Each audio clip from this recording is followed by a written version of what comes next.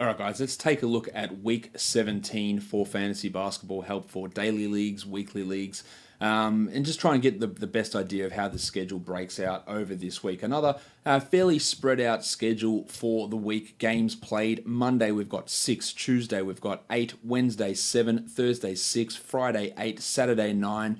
And Sunday, 10. Sunday, 5. 10, what am I talking about? Realistically, you could probably stream every one of those days. The ones you might have some trouble with are Saturday in particular, maybe Tuesday, maybe Friday. I like to go 8 and under as pretty clear stream days. Anything above that might be a bit tricky, but the highest game played for the day for the week is Saturday with only 9. So streaming is very, very important for this upcoming week, and maximizing the value you can get out of your waiver wire acquisitions is going to be key to getting a victory this week. Of course, things could be really turned upside down when the trade deadline hits later in the week as well. The team who has the best schedule for this week is the Washington Wizards. They play 4 games. They don't have all 4 of those on quality days, but in terms of opponents, they're all quality. The Atlanta Hawks, the Milwaukee Bucks, the Cleveland Cavaliers, and the Chicago Bulls. So teams like the Bulls, the Cavs, and the Hawks in particular do allow a shit ton more fantasy points to be scored against them. And the Bucks, while they're a very, very good team, you can put up some decent numbers against them at times. So the Wizards have the strongest schedule, meaning a lot of these guys that you might not consider. Maybe someone like Jeff Green. My name is Jeff. Even Tom Bryant, who's been pretty limited lately, he gets some very tasty matchups against Atlanta and Chicago in particular, where he could really go off. It boosts the value of guys like Satoransky and Ariza, who should be rostered regardless, but it's interesting here for the Wizards to get this bump. While on the flip side, the Jazz are the only team this week that play 2 games, meaning it's really hard to roster a lot of these guys. The only 2 players you consider would be Rudy Gobert and Don Mitchell. In 10-team leagues, you probably wouldn't have either of those guys active. In 12s, Gobert probably fits the bill. You could look at someone like Mitchell maybe in a 12-team weekly lineup. Just depends on how the rest of your squad looks, and everyone else like Rubio and Ingles, Favors, Crowder, of course, they just lose a ton of value given the Jazz only played 2 games. And one of those games is against the Suns, but 2 games is a pretty tough road bump or speed bump to try and get past, unfortunately. Let's look at how the rest of the week shakes out. 9 teams play 4 games over the week 17, and just the one team with the 2 games, that's the Jazz. So everybody else, all other 20 teams, play 3 games this week. We're looking at targeting pretty much every day this week except Saturday, but even then, there's still a chance you can get action out of that. While we got the Sacramento Kings and the Phoenix Suns, all 4 of their games for this upcoming week land on quality game days, meaning you can stream those guys in and actually get to use them if you add them during the week. So adding someone like Marvin Bagley, maybe Iman Shumpert you could consider, McCall Bridges, who's a really hot ad at the moment, Josh Jackson, Richaun Holmes, Ali Okobo, Kelly Oubre, if he hasn't been picked up already. There is a ton to get of value, especially in Phoenix, for this coming week, and being able to utilize those guys 4 times during the week. Whereas if you add someone from Memphis who might have an increased opportunity, Bruno Caboclo with Kyle Anderson his injury, they played 3 games and only 2 of them were on quality games. So you might be able to use 2 games of that guy versus 4 games of someone like an Iman Shumpert in Sacramento. And while maybe using Caboclo is not the greatest of examples there in Memphis, we could use the Bulls. Say Bobby Portis is on your waiver wire, you might want to add him, and that's still a good idea, but you might get 2 games worth of Bobby Portis for this week versus 4 games of McCall Bridges, and I know which side of that equation I would rather be on for this coming week, actually for the rest of the season, but I'm talking about this week.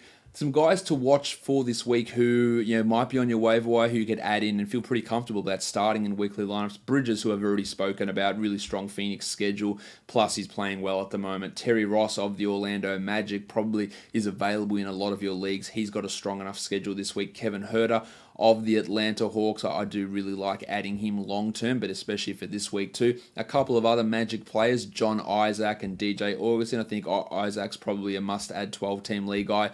Augustin's a fringe guy, but with how the roster or the week is shaking out, they've got the second best schedule, the Magic, for this week. They play 4 games.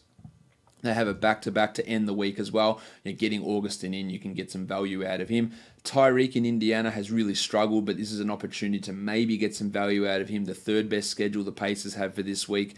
They start the week off with a back-to-back as well, so Tyreek could have some value. Jeff Green in Washington, as I've already mentioned. Josh Jackson in Phoenix, and Dwight Powell and Maxi Kleber in Dallas have some value for this upcoming week, as well as long-term as well, but they could be options that you could use and actually lock into a weekly lineup as we move forward.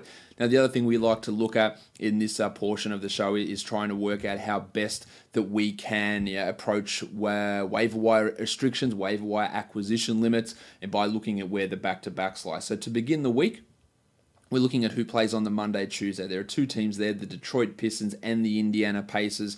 So a Corey Joseph, Tyreek Evans type scenario in Indiana, filling in for Victor Oladipo. You might get those two games for the price of one there. Detroit's a little bit harder to find the right value. Reggie Jackson's probably a guy who's a must-add guy, but he looks a really strong ad for at least these two games.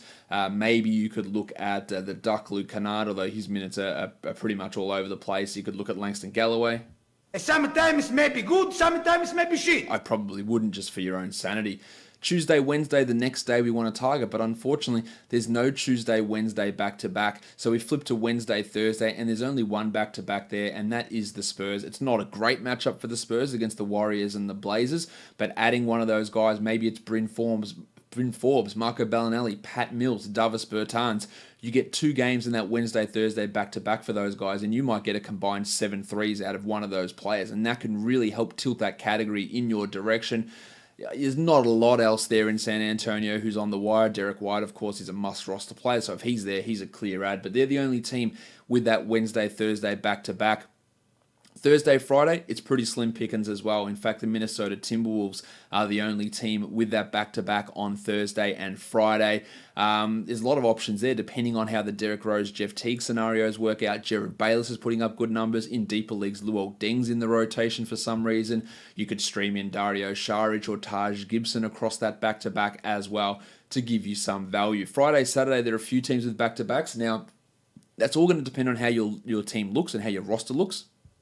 Because, with 9 games on Saturday, you might not be able to use that player, but you might. So let's talk about them. The Wizards have a back-to-back there. The Pelicans have a back-to-back. The Bucks have a back-to-back on that slate as well. And the Cavs and the Knicks. So we're seeing there's not many teams who have got multiple back-to-backs this week.